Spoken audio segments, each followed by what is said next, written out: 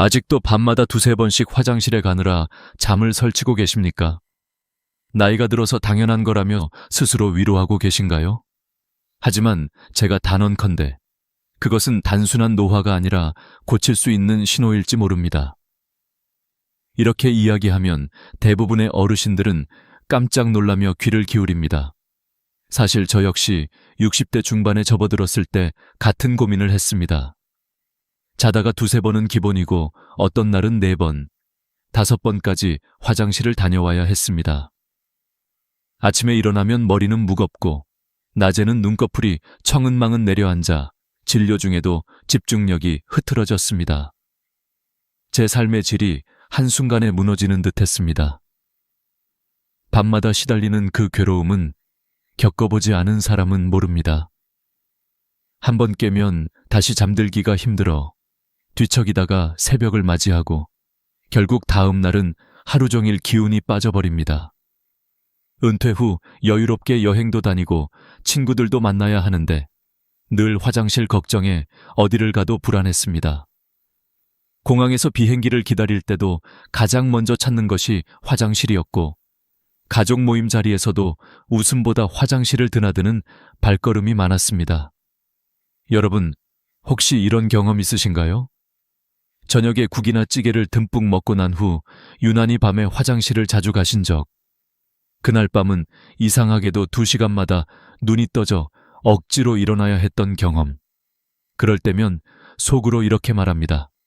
나도 이제 늙었구나.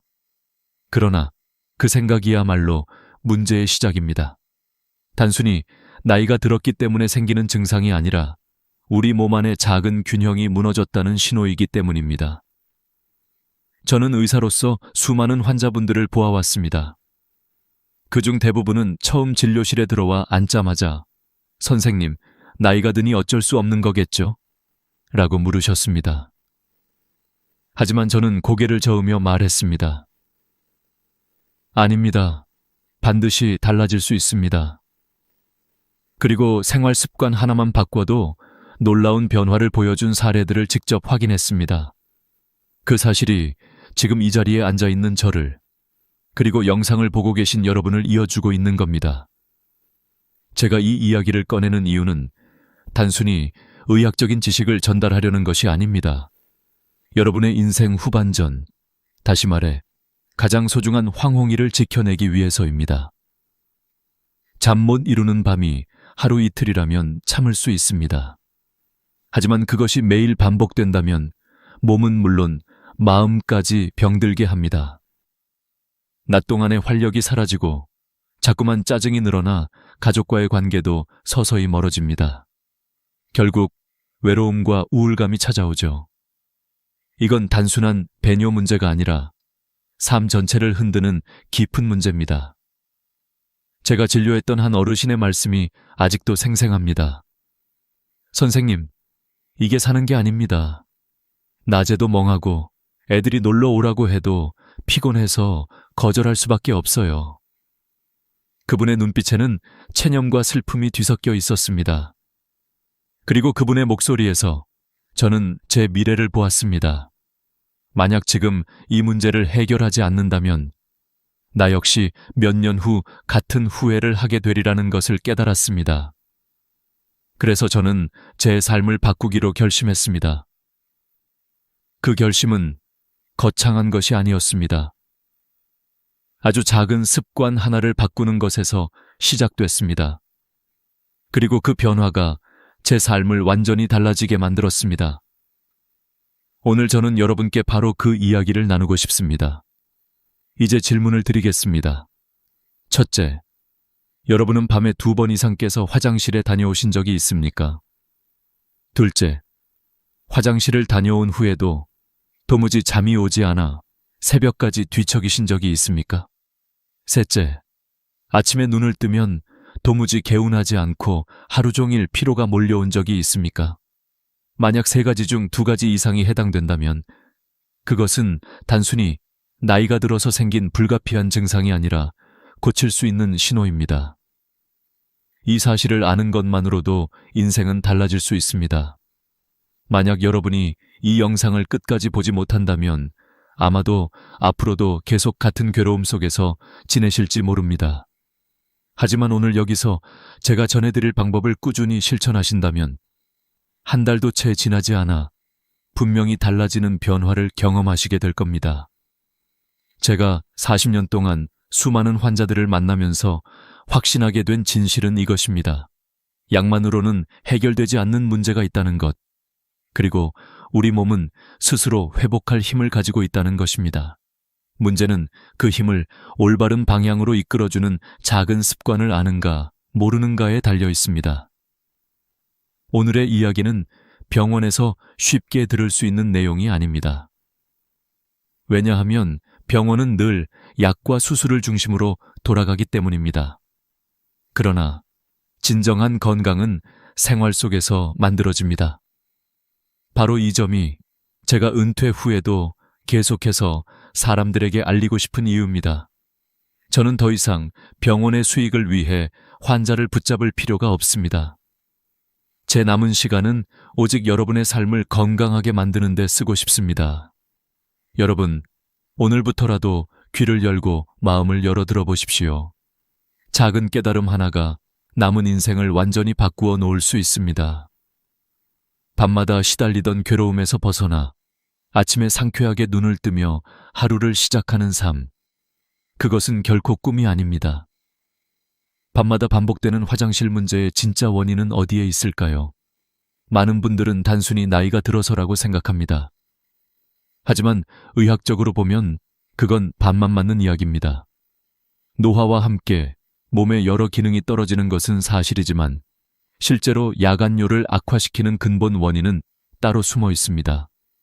그중 하나가 바로 항긴뇨 호르몬, 즉 ADH라고 불리는 호르몬의 변화입니다. 젊을 때는 이 호르몬이 밤에 활발하게 분비되어 소변 생성을 억제합니다. 덕분에 밤에는 방광에 저장되는 소변이 적어지고 깊은 잠을 유지할 수 있습니다. 하지만 60세 이후부터는 이 호르몬의 분비량이 눈에 띄게 줄어듭니다. 그 결과 낮과 밤의 차이가 없어지고 밤에도 계속해서 소변이 만들어집니다. 마치 수도꼭지가 고장나서 밤새 물이 새어나오는 것과 같습니다. 그래서 아무리 깊은 잠을 자려고 해도 중간에 깨서 화장실을 가게 되는 겁니다.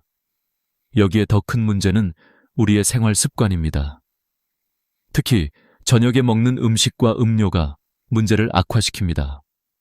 서울대병원에서 발표한 연구에 따르면 60세 이상 야간뇨 환자의 70%는 실제로 수분대사의 불균형과 식습관에서 비롯된다고 합니다. 특히 국물 음식과 짠 음식을 늦은 시간에 섭취하면 몸이 수분을 잡아두려 하고 그 과정에서 콩팥이 밤새 더 많은 일을 하게 됩니다.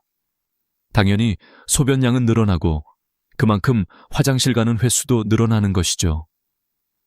제가 진료했던 한 환자분은 늘 저녁에 김치찌개를 먹는 습관이 있었습니다. 이 나이에 맛있는 게 뭐 있겠어요. 그냥 찌개에 밥 말아 먹는 게 낙이죠. 라고 하셨지만 문제는 그 식사가 매일 밤 고통으로 이어졌다는 사실입니다.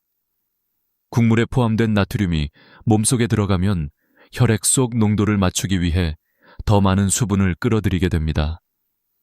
그렇게 늘어난 혈액량을 조절하기 위해 콩팥은 일을 더 많이 해야 하고 그 결과 밤새 오줌이 만들어집니다. 결국 그분은 자다가 4-5번씩 깨야 했습니다. 이뿐만이 아닙니다. 저녁 늦게 물을 많이 마시는 습관도 치명적입니다. 어떤 분들은 물을 많이 마셔야 건강에 좋다는 이야기를 듣고 자기 전에도 컵 가득 물을 들이켜곤 합니다. 물론 수분 섭취가 중요하다는 사실은 틀리지 않습니다. 하지만 문제는 언제 마시느냐에 달려 있습니다. 연세대 의대에서 2021년에 발표한 연구에 따르면 오후 7시 이후에 마신 수분의 80%는 체내에서 머물다 새벽에 배출된다고 합니다. 그러니 자기 전에 마신 물은 거의 그대로 새벽에 화장실행 티켓이 되는 셈입니다.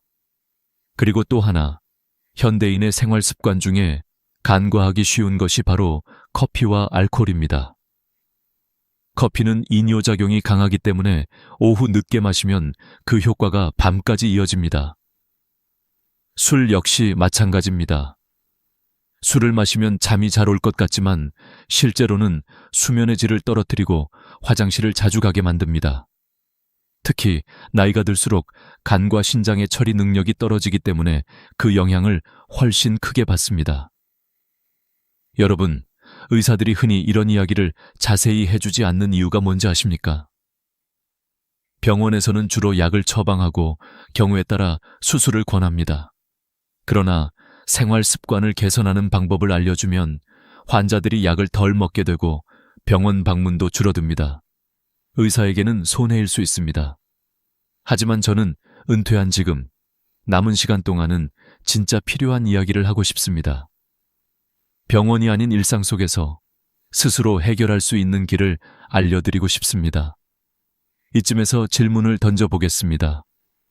지금까지 여러분은 혹시 나이 들어서 어쩔 수 없다는 생각에 스스로 체념하고 계시지는 않습니까? 하지만 저는 수많은 환자들의 변화를 직접 보았습니다. 약에만 의존하지 않고 습관 하나를 바꿨을 뿐인데 2주 만에, 한 달 만에 삶이 달라지는 모습을 말입니다. 바로 이 지점에서 우리는 깨달아야 합니다. 진짜 원인은 노화라는 단어 뒤에 숨어있는 생활 습관과 호르몬 변화라는 사실. 그리고 그 원인을 정확히 알면 해결책은 생각보다 간단하다는 점입니다. 지금까지는 왜 밤마다 화장실에 시달리는지, 그 배경에 어떤 비밀이 숨어 있는지를 이야기했습니다. 다음부터는 어떻게 그것을 바꿀 수 있는지 구체적인 방법을 말씀드리겠습니다.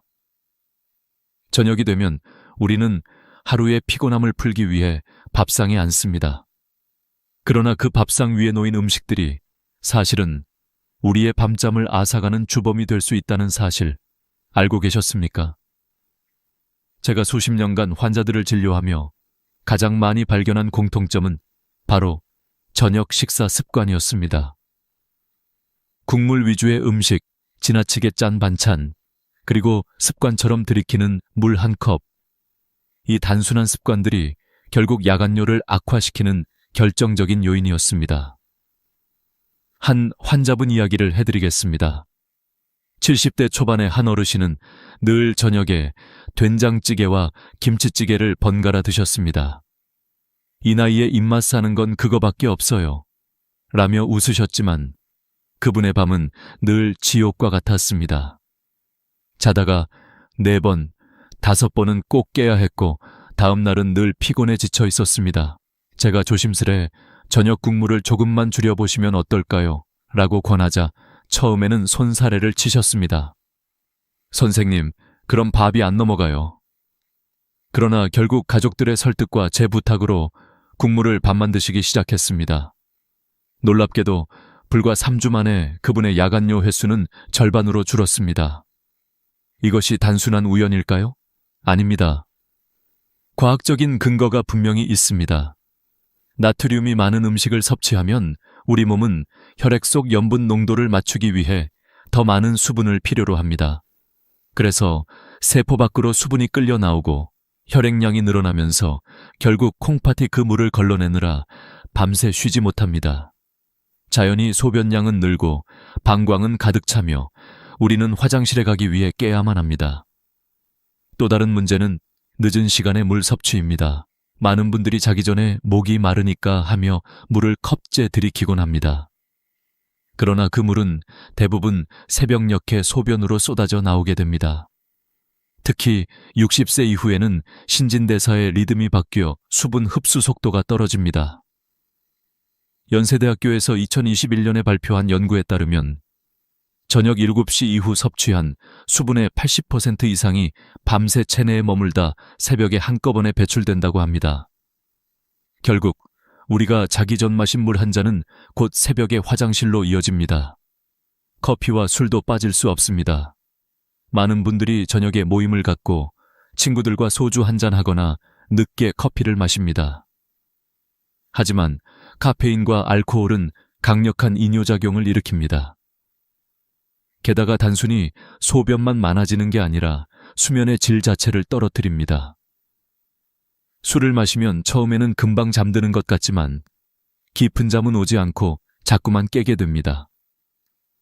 커피 역시 마찬가지입니다. 낮에 마셨던 커피 한 잔이 밤까지 영향을 끼쳐 깊은 수면을 방해합니다. 제가 기억하는 또 한 분은 68세 남성으로 은퇴 후 동네 친구들과 저녁마다 막걸리 한 잔이 습관이었습니다. 그분은 술 한 잔하고 자면 잠이 잘 와서 좋아요 라고 말씀하셨습니다. 하지만 실제로는 매일 밤 서너 번씩 깨고 낮에는 피곤해 일상생활이 힘들었습니다. 제가 알코올의 이뇨작용과 수면 방해 효과를 설명해드리자 그제야 고개를 끄덕이셨습니다. 결국 술을 줄이고 나니 2달 만에 밤에 깨는 횟수가 크게 줄었습니다. 여러분, 여기서 중요한 사실 하나를 기억하셔야 합니다. 야간뇨의 진짜 적은 나이가 아니라 습관입니다. 나이가 든다고 모두 같은 문제를 겪는 것은 아닙니다. 같은 연령대라도 어떤 분은 밤새 한 번도 깨지 않고 숙면을 취하는 반면 어떤 분은 4-5번씩 깨야 합니다. 그 차이를 만드는 것은 생활 습관입니다. 특히 저녁 시간대의 음식과 음료가 결정적입니다. 그러나 많은 분들이 여기서 실수를 합니다. 그럼 물을 안 마시면 되지 않겠냐? 하지만 그건 아주 위험한 생각입니다. 수분 부족은 신장 기능을 떨어뜨리고 변비와 혈액순환 장애, 심지어 뇌졸중 위험까지 높일 수 있습니다. 물은 반드시 필요합니다. 다만 문제는 얼마나가 아니라 언제 마시느냐입니다. 이제 우리는 분명히 알 수 있습니다. 단순히 나이가 들어서가 아니라 우리 스스로의 생활 습관이 문제를 키우고 있었다는 사실을요. 그렇다면 남은 질문은 단 하나입니다. 어떻게 바꾸면 되는가? 바로 다음에서 제가 40년 동안 환자들과 함께 확인한 가장 확실한 해결책을 말씀드리겠습니다. 해결책은 의외로 단순합니다. 그러나 단순하다고 해서 가볍게 여겨서는 안 됩니다. 오히려 단순한 습관의 변화가 놀라운 기적을 만들어냅니다. 제가 40년 동안 환자들을 보며 확신하게 된 것은 약보다 먼저 습관을 바꾸는 것이야말로 가장 강력한 처방이라는 사실입니다. 그렇다면 어떤 습관을 바꿔야 할까요? 저는 이를 3단계 황금 공식이라고 부릅니다. 첫째, 아침의 시작은 반드시 미지근한 물 한 컵으로 하셔야 합니다. 밤새 우리 몸은 수분을 잃고 혈액은 진해집니다. 이때 따뜻한 물 한 컵은 마치 마른 땅에 내리는 단비처럼 온몸의 혈액을 희석시키고 신진대사를 깨웁니다. 실제로 아침에 물을 마시는 습관만으로도 뇌졸중 위험이 크게 낮아진다는 연구 결과가 여러 차례 보고된 바 있습니다. 단순히 화장실 문제를 넘어 생명을 지키는 습관인 셈입니다. 둘째, 오전 10시와 오후 2시. 이 2시간대는 반드시 수분을 보충해야 합니다. 우리 몸은 일정한 리듬을 가지고 있어 이 시간대에는 수분 흡수율이 가장 높습니다. 이때 한 컵씩 물을 마시면 하루 활동에 필요한 수분을 충분히 공급할 수 있습니다. 반대로 저녁 이후의 수분은 대부분 밤새 체내에 머물다가 새벽에 한꺼번에 배출됩니다. 그러니 낮에 충분히 채우고 저녁에는 줄이는 것이 핵심입니다. 셋째, 오후 5시 이후부터는 서서히 수분 섭취를 줄이셔야 합니다. 특히 저녁 7시 이후에는 원칙적으로 물을 많이 마시지 말아야 합니다. 물론 목이 마르면 억지로 참을 필요는 없습니다. 하지만 그때는 컵 가득 마시는 대신 입안을 적실 정도로만 마셔야 합니다. 저는 환자분들께 얼음 조각 한두 개를 입에 넣고 천천히 녹여 드시라고 권하곤 합니다. 이렇게 하면 갈증은 해소되지만 방광에는 큰 부담을 주지 않습니다. 여러분, 이 3가지만 지켜도 놀라운 변화가 찾아옵니다.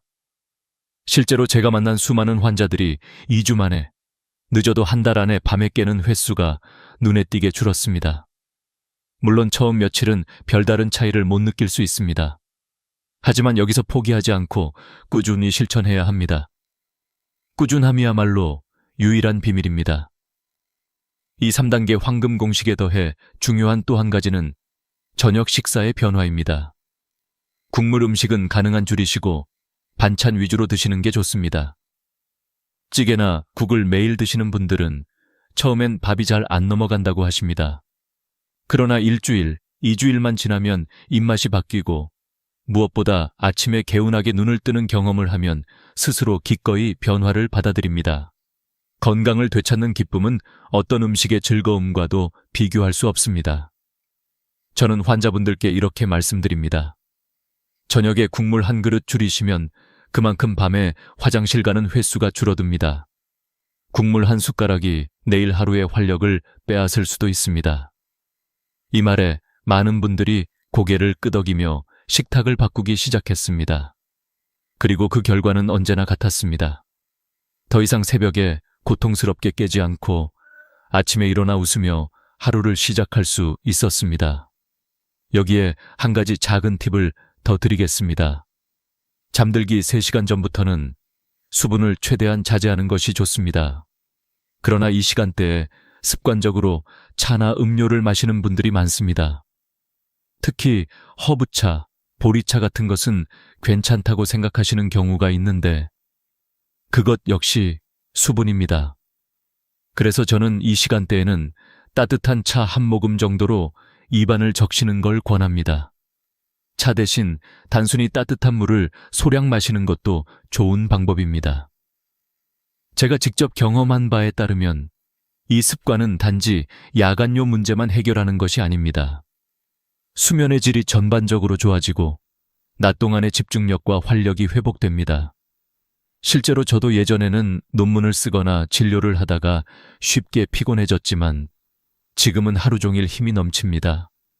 나이가 들어도 다시 젊은 시절처럼 살아갈 수 있다는 자신감을 주는 변화입니다. 정리하면 물은 반드시 필요합니다. 하지만 언제 마시느냐가 중요합니다. 아침과 낮에 충분히, 저녁에는 최소한으로. 그리고 국물 음식 줄이기, 잠들기 전 수분 조절. 이 간단한 공식이 평생의 건강을 지켜주는 열쇠입니다. 여러분도 오늘부터 당장 시작해 보시기 바랍니다. 내일 아침 미지근한 물 한 컵으로 하루를 열고 저녁 식탁에서는 국물 대신 반찬을 즐겨보십시오. 그리고 잠들기 전에는 얼음 조각 하나로 갈증을 달래보십시오. 그 작은 변화가 곧 삶의 큰 기쁨으로 돌아올 것입니다. 저는 수많은 환자들을 만나왔습니다. 그 중에서도 박영수라는 분의 이야기는 아직도 제 마음속에 깊이 남아 있습니다. 은퇴한 지 얼마 되지 않았던 그는 매일 밤 4-5번씩 깨는 고통에 시달리고 있었습니다. 얼굴에는 깊은 다크서클이 자리 잡고 있었고 눈빛은 늘 피곤에 젖어 초점이 흐려져 있었습니다. 그는 제 앞에서 한숨을 내쉬며 이렇게 말했습니다.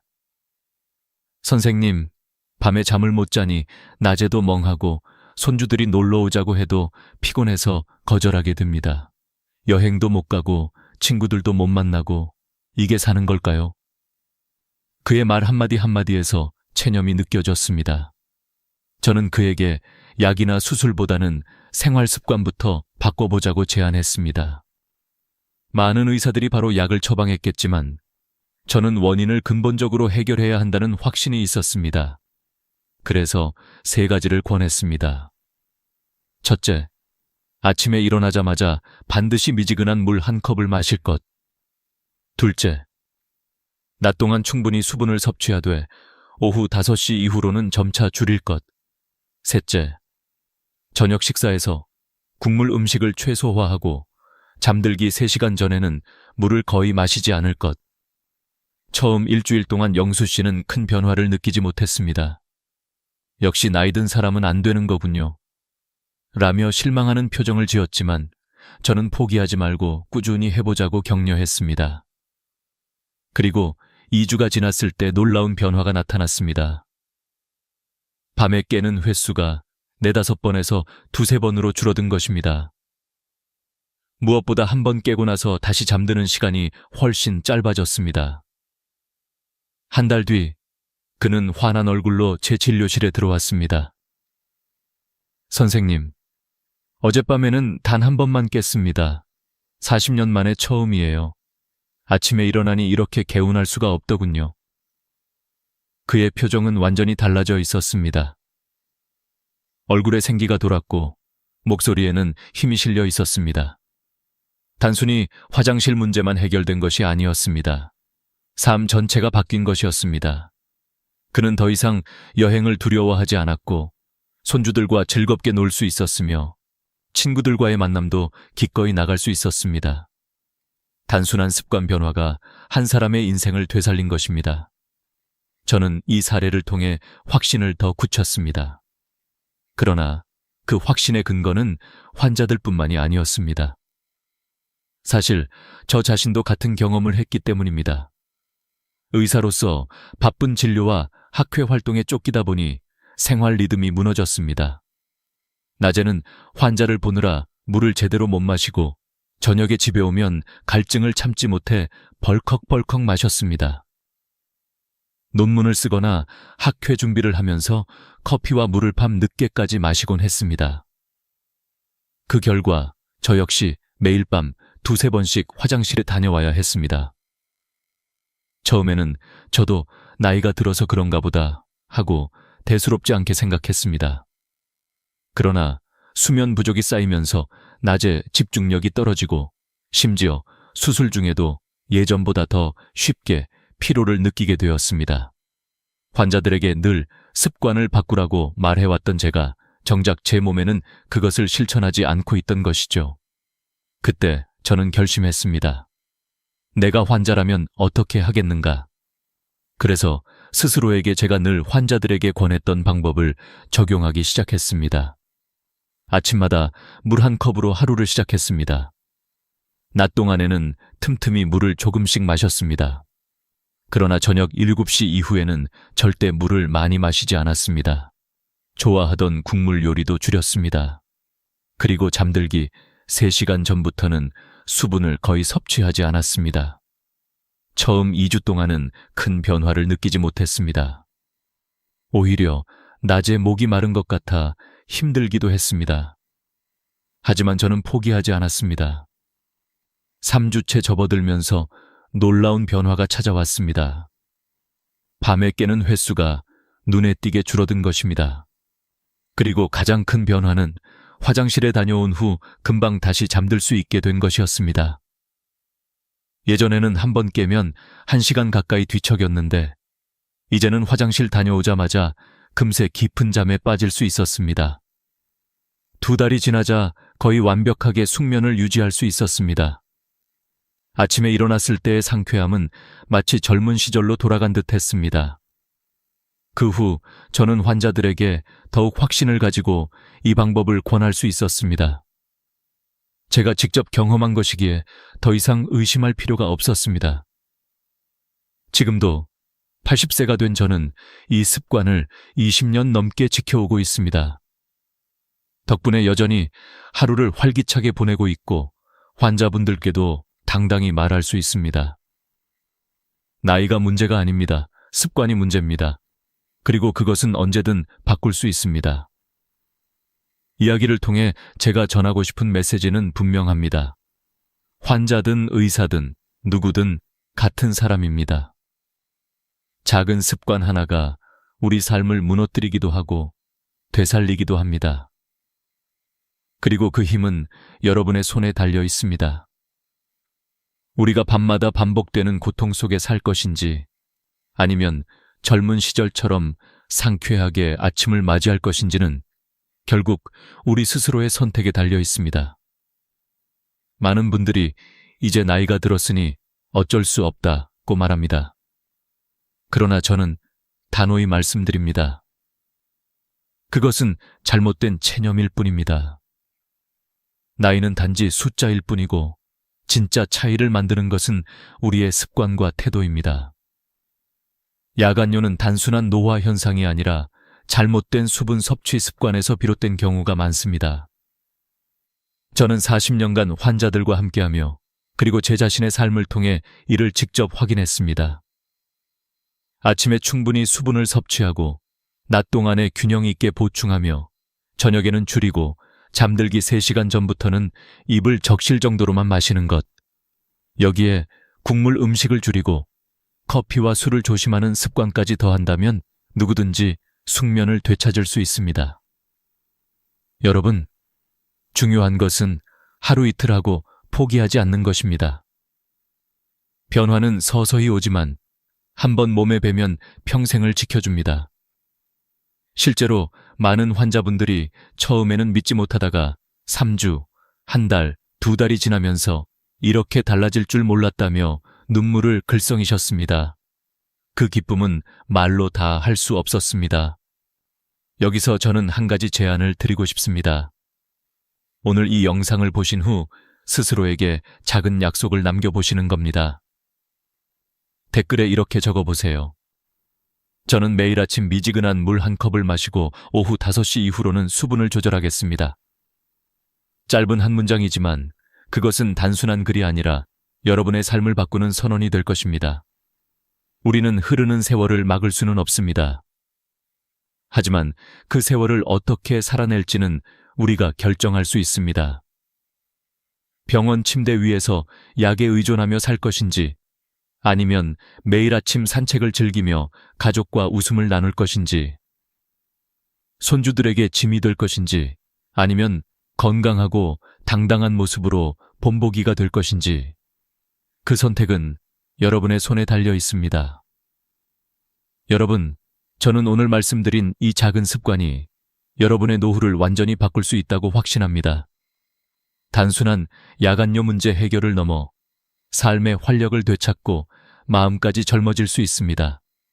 오늘부터 실천해 보십시오. 내일 아침 첫물 한 컵이 여러분의 인생을 새롭게 열어줄 것입니다. 이 영상이 도움이 되셨다면 사랑하는 가족과 친구들에게도 꼭 공유해 주세요. 함께 건강한 삶을 나누고 더 많은 분들이 편안한 밤잠을 되찾을 수 있도록 도와주십시오. 마지막으로 부탁드립니다. 구독과 좋아요를 눌러주시면 앞으로도 여러분의 건강을 지켜드릴 귀중한 이야기들을 계속 전해드리겠습니다. 작은 클릭 하나가 여러분의 삶에 큰 힘이 될 것입니다. 여러분 모두가 오늘 밤부터 편안히 주무시기를 진심으로 기원합니다. 그리고 내일 아침 새로운 희망과 함께 눈을 뜨시기를 바랍니다. 감사합니다. 한 달에 30만 원이 넘게 들어오던 기초연금이 단돈 1,300원 차이로 한순간에 사라진다면 여러분은 어떤 기분이 드시겠습니까? 저는 이 질문으로 오늘 이야기를 시작하고 싶습니다. 믿기 어려운 일 같지만 실제로 이런 일을 겪은 어르신이 계십니다. 경기도에 살고 있는 69세 박 여사님은 몇 달 전까지만 해도 매달 기초연금을 꼬박꼬박 받아 생활에 보탬을 얻고 계셨습니다. 하지만 단돈 1,300원이 기준선을 넘어섰다는 이유로 그 혜택이 갑자기 끊겨버렸습니다. 마치 오랜 친구가 하루아침에 등을 돌린 것처럼 허탈하고 분노가 몰려왔던 순간이었죠. 박 여사님은 은퇴 후 국민연금 40만 원 정도를 받고 계셨고 기초연금 30여만 원은 생활비에 큰 힘이 되었습니다. 넉넉한 삶은 아니었지만 매달 들어오는 이 돈 덕분에 숨통이 트였던 것입니다. 그런데 부모님에게 물려받아 오래도록 가지고 있던 시골 땅을 팔게 된 것이 문제였습니다. 땅을 팔아 1억 2천만 원이 통장에 들어오면서 소득 인정액이 229만 원 기준선을 넘겨버린 겁니다. 그런데 그 차이가 고작 1,300원이었습니다. 단돈 커피 한 잔 값이 박 여사님의 삶을 완전히 바꾸어 버린 것이죠. 이 이야기를 들으신다면 아마 많은 분들이 그럴 리가 있나? 국가 제도가 그렇게까지 냉정할까? 하고 되묻고 싶으실 겁니다. 그러나 현실은 그렇습니다. 정부는 일정한 기준을 두고 그것을 넘으면 단 한 푼이라도 연금을 지급하지 않습니다.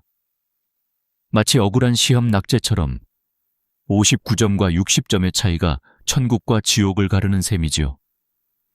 더 무서운 건 이런 사례가 결코 드문 일이 아니라는 사실입니다.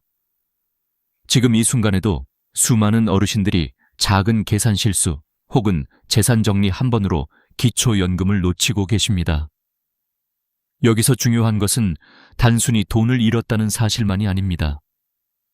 어르신들께서 평생 일하며 모은 작은 재산이 오히려 연금 수급을 가로막는 벽이 될 수 있다는 점입니다. 땅을 팔아 현금으로 바꿨다는 이유로, 내 집의 가치가 조금 올랐다는 이유로, 내가 애써 모아둔 저축이 많다는 이유로 갑자기 혜택에서 제외되는 일이 벌어집니다. 그렇다면 여러분은 어떻게 하시겠습니까? 정말 억울하지 않으신가요? 저는 오늘 이 이야기를 통해 단순히 제도의 구조를 설명하는데 그치고 싶지 않습니다. 왜냐하면 제도라는 것은 결국 사람이 살아가는 현실 위에 존재하기 때문입니다.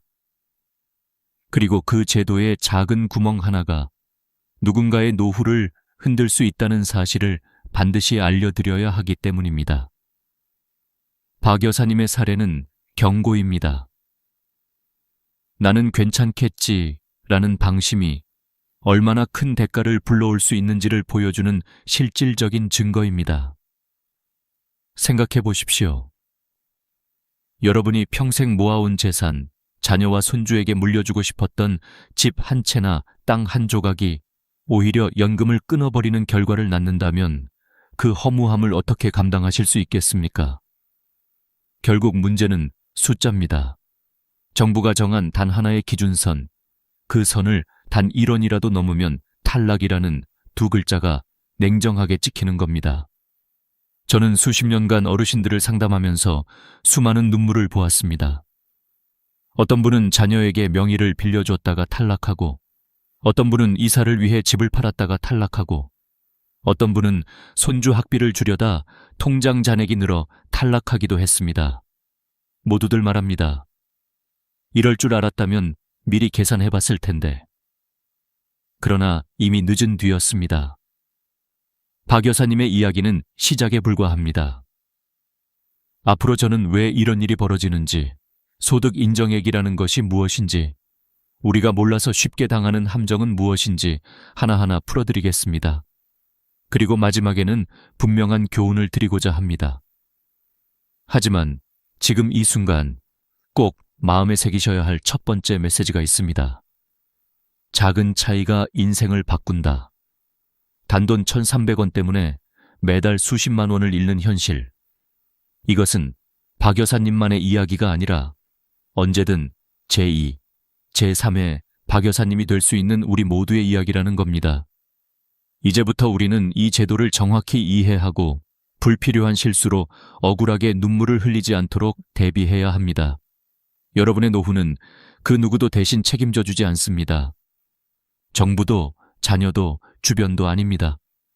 오직 내가 지혜롭게 준비해야만 지킬 수 있는 것입니다. 이제 그 치명적인 차이가 만들어지는 원인을 구체적으로 살펴보겠습니다. 소득 인정액이라는 말을 들어보신 적 있으십니까? 많은 분들이 기초연금은 단순히 내가 매달 버는 돈만 따진다고 생각합니다. 하지만 진짜 계산법은 훨씬 더 복잡하고 그래서 더 무섭습니다. 정부는 국민연금, 아르바이트 수입뿐만 아니라 집, 땅, 예금, 주식, 심지어 보험 해약 환급금까지 모두 돈으로 환산해 합쳐버립니다. 이것이 바로 소득 인정액입니다. 그리고 바로 이 계산이 여러분을 기초연금 대상자로 만들기도 하고 탈락자로 만들기도 하는 것이지요. 처음 들으시면 황당할 겁니다. 내가 땅을 팔아서 받은 돈도 내 집도 심지어 아직 찾지도 않은 보험금까지? 네, 맞습니다. 정부는 언제든 현금화할 수 있는 재산은 다 소득으로 볼 수 있다고 판단합니다. 그래서 통장에 돈이 많으면 그 돈은 그대로 소득으로 계산됩니다. 예를 들어 보겠습니다. 통장에 3억 원이 있다고 가정해 보겠습니다. 기초연금 기준에 따르면 우선 2천만 원을 기본 생활비로 공제합니다.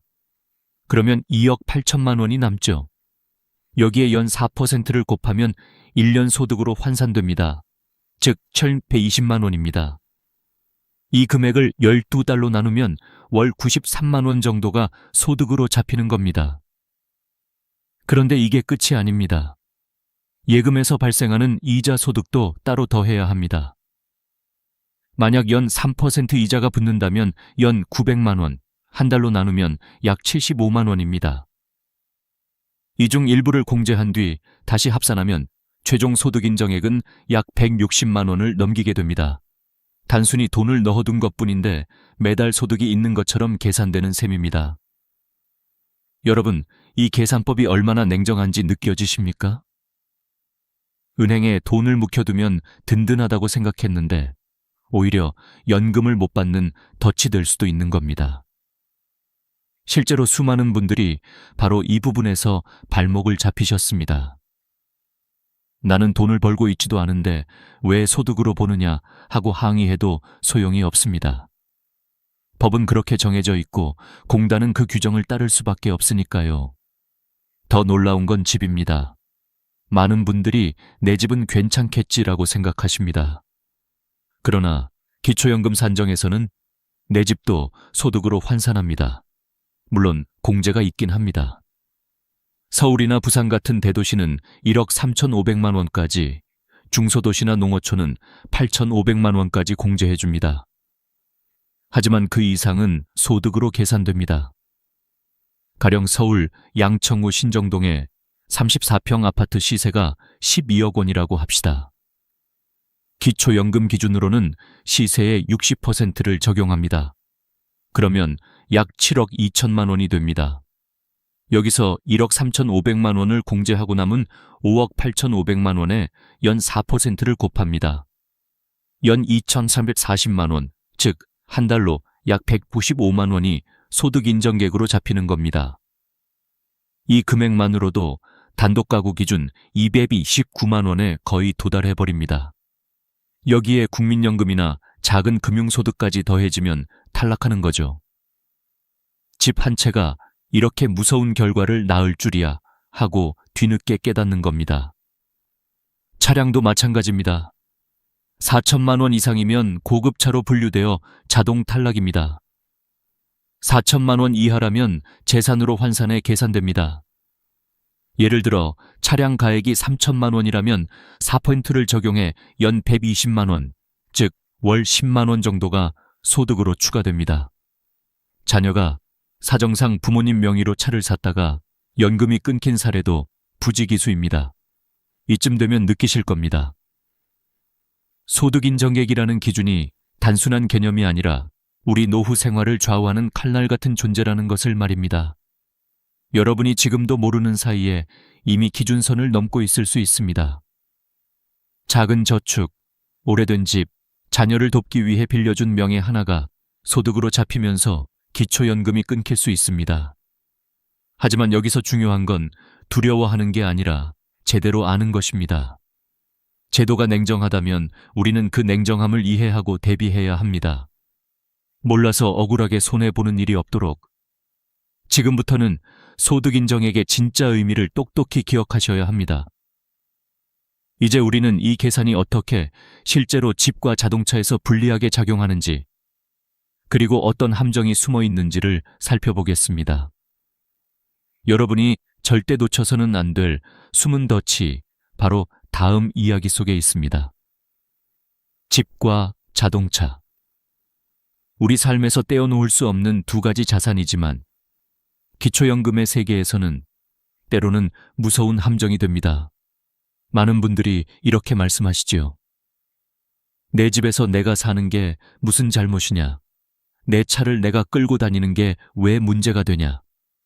하지만 제도는 그렇게 보지 않습니다. 그 집과 그 차의 가치를 돈으로 환산해서 소득처럼 계산하기 때문입니다. 먼저 집입니다. 우리가 평생의 땀과 눈물로 마련한 집은 노후의 보금자리이자 자존심입니다. 그런데 기초연금 산정에서는 그 집의 가격을 가만히 두지 않습니다. 앞서 말씀드렸듯이 대도시는 1억 3,500만 원, 중소도시나 농어촌은 8,500만 원까지만 공제합니다. 그 이상의 가치는 모두 소득으로 환산됩니다. 서울에 사는 김노인 이야기를 들어보겠습니다. 양천구의 아파트에서 30년을 사신 분입니다. 시세는 약 12억 원이었죠. 노인은 나는 그냥 평범하게 산다. 연금도 조금밖에 없다고 생각했습니다. 그러나 제도는 달랐습니다. 아파트 시세의 60%인 7억 2천만 원에서 1억 3,500만 원을 빼고 남은 5억 8,500만 원을 소득으로 환산했습니다. 그 결과 한 달 소득 인정액이 약 195만 원. 여기에 국민연금 40만 원을 더하니 기준선 229만 원을 초과해버린 겁니다. 노인은 억울했습니다. 나는 그 집을 팔아서 쓰지도 않았는데 왜 소득으로 보느냐. 그러나 제도는 단호했습니다. 그 순간부터 그는 기초연금 수급 대상에서 탈락했습니다. 이 사례는 결코 남의 일이 아닙니다. 집값이 오르는 순간 여러분도 언제든지 같은 상황을 맞이할 수 있습니다. 여러분이 집을 자랑스럽게 여길수록 제도의 눈에는 그것이 오히려 탈락의 요인이 될 수 있는 겁니다. 이번엔 자동차를 보겠습니다. 자동차는 더 간단하면서도 더 잔인합니다. 차량 가액이 4천만 원을 넘으면 무조건 고급차로 간주되어 기초연금에서 탈락합니다. 그것이 새 차든 중고차든 할부로 샀든 현금으로 샀든 관계없습니다. 정부는 소유 자체를 기준으로 합니다. 나는 아직 절반밖에 갚지 않았다는 말은 통하지 않습니다. 차량 가격표에 찍힌 금액이 4천만 원 이상이라면 끝입니다. 어느 70대 부부는 아들이 효도한다며 부모님 명의로 차를 구입했습니다. 사실상 아들이 쓰는 차였지만 서류상 소유자는 부모였습니다. 그 차의 가액은 4,500만 원. 결과는 기초연금 전액 탈락이었습니다. 부모님은 항의했지만 소용이 없었습니다. 명의를 빌려줬을 뿐인데 왜? 하지만 제도는 냉정합니다. 명의가 곧 소유이기 때문입니다. 반대로 4천만 원 이하라면 어떻게 될까요? 차량도 재산으로 계산되어 소득 인정액에 포함됩니다. 예를 들어 3천만 원짜리 승용차라면 4%를 곱해 연 120만 원, 한 달 약 10만 원이 소득으로 환산됩니다. 차가 2대라 하더라도 합산 금액이 4천만 원 미만이면 괜찮지만 한 대라도 넘으면 탈락이라는 점 잊지 마셔야 합니다. 여기서 한 가지 더 있습니다. 리스 차량은 조금 다릅니다. 소유권이 개인이 아닌 리스 회사에 있기 때문에 차량 가액은 계산되지 않습니다. 그러나 계약시 낸 보증금은 재산으로 잡혀 소득에 포함됩니다. 예를 들어 보증금이 1천만 원이라면 매달 약 3만 3천 원이 소득으로 잡히는 겁니다. 결국 어떤 방식으로든 제도는 빠져나갈 구멍을 허락하지 않습니다. 이쯤 되면 여러분도 느끼실 겁니다. 내가 힘들게 마련한 집과 차가 때로는 내 노후를 지켜주는 방패가 아니라 연금을 가로막는 벽이 된다는 사실 말입니다. 억울하지 않으십니까? 그러나 이것이 현실입니다. 그렇다면 우리는 어떻게 해야 할까요? 바로 알고 대비해야 합니다. 집을 줄이거나 차를 바꿀 때 반드시 그 결과를 계산해보고 움직여야 한다는 뜻입니다. 여러분이 지금 당장 느끼셔야 할 교훈은 단순합니다. 내 자산이 나의 적이 될 수도 있다. 기초연금 제도는 우리의 재산을 소득으로 바꿔버립니다. 그 기준선을 넘어서는 순간 몇십 년을 모은 땀의 결과가 오히려 노후 생활을 위협할 수 있습니다. 다음으로는 일하시며 번 소득과 국민연금이 어떻게 또 다른 함정이 되는지를 말씀드리겠습니다. 여러분이 조금 더 벌어보겠다는 마음이 때로는 연금을 갉아먹는 칼날이 될 수 있습니다. 나이 들어도 일을 놓지 않는 어르신들이 많습니다. 마트 계산대에서, 동네 카페에서 혹은 경비실에서 하루 몇 시간씩 몸을 움직이며 땀 흘리는 모습을 자주 볼 수 있습니다. 건강도 챙기고 생활비도 조금 벌자. 이 단순한 마음이 때로는 기초연금을 위협하는 요소가 될 수 있다는 사실 알고 계셨습니까? 정부는 어르신들이 일을 하시는 것을 막지는 않습니다. 오히려 일정 부분은 인정해주고 있습니다. 2025년 기준으로 월 112만 원까지는 전액 공제됩니다. 다시 말해, 그 정도 버는 것은 소득 인정액에 전혀 포함되지 않는다는 뜻이지요. 그러나 문제는 그 이상입니다. 112만 원을 넘으면 초과분의 30%만 소득으로 계산합니다. 예를 들어 한 달에 150만 원을 번다고 해보겠습니다. 112만 원을 빼면 38만 원이 남습니다. 이 38만 원의 30%, 즉 약 11만 4천 원이 소득으로 잡히는 겁니다. 생각보다 적네라고 느끼실 수도 있습니다. 맞습니다. 일하는 분들을 배려해서 설계한 제도이기 때문에 완전히 불리하지는 않습니다. 하지만 문제는 이 작은 금액이 다른 재산과 더해질 때입니다. 이미 집이나 예금 때문에 기준선 근처에 있는 분들은 이 소득이 탈락의 마지막 방아쇠가 될 수 있습니다. 그렇다면 국민연금은 어떨까요? 많은 분들이 국민연금 받고 있으면 기초연금은 못 받는다 라고 알고 계십니다. 절반은 맞고 절반은 틀린 말입니다. 국민연금을 받아도 기초연금을 받을 수 있습니다. 다만 국민연금의 수령액이 많을수록 기초연금이 감액되는 구조입니다. 구체적인 기준을 보겠습니다. 정부는 기초연금 기준액을 월 34만 2,010원으로 정해두었습니다. 여기에 150%를 곱한 금액, 즉 약 51만 3,760원이 감액의 기준선이 됩니다. 만약 여러분이 국민연금을 70만 원 받고 있다면 이 기준선을 약 18만 6천 원 초과한 것입니다. 그 초과분에 따라 단계적으로 기초연금이 줄어듭니다. 원래 받을 수 있는 금액이 34만 원대라면 여기서 6만 10만 원이 줄어드는 것이죠. 심지어 국민연금을 월 100만 원 이상 받는다면 기초연금이 전액 감액되는 경우도 있습니다. 나는 국민연금을 오래 냈으니 더 안정적이다라고 생각했는데 오히려 기초연금에서 불리해지는 아이러니한 상황이 생기는 겁니다. 그러나 여기서 중요한 건 포기하지 않는 것입니다. 감액은 영원하지 않습니다. 재산이 줄거나 배우자 상황이 바뀌면 다시 전액 수급이 가능해질 수 있습니다. 그러니 스스로 단정지어 나는 못 받겠다 하고 포기하는 건 가장 어리석은 선택입니다. 반드시 주민센터나 국민연금공단에서 정확히 계산을 받아보셔야 합니다. 여기서 또 한 가지 중요한 사실이 있습니다. 부부가 동시에 기초연금을 받을 수 있느냐는 질문이지요. 정답은 예, 받을 수 있다입니다. 다만 두 분 모두 기준을 충족해야 합니다.